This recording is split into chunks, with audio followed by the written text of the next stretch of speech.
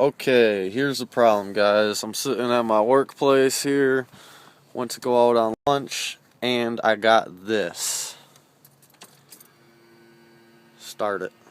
If you don't want to start, shut it off. And when you turn the key off, no power to the key right now, but when you turn her on, you hear that little click? That is my fuel pump down here that doesn't seem to want to shut off. So my question is, why isn't it shutting off, and why won't it start? I seem to have fuel in the rail, which I will demonstrate right now.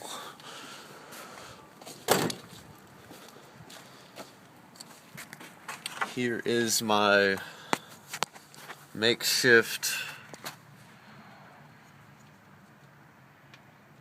gas valve checker. Oops, got the camera upside down, sorry about that. Alright, hit it.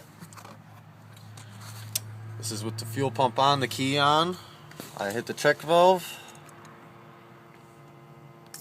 and I have gas. Lots of it. Seems to make a difference on the tone of my fuel pump, but I'm trying to figure out why, if I have that much gas and I have spark, which I'll show you guys next if I can get it on camera. Well, actually, that's probably not a good idea with all that fuel around there. But throw me your guys' 2 cents. My truck will be spending the night here until I can figure this out. Worst case scenario, I'm thinking I'm going to have to pull the fuel pump. So other than that, this 4.0 liter B2 has been running pretty good, with besides the horrible gas mileage I've been getting lately, which maybe has something to do with it also. Let me know what you guys think.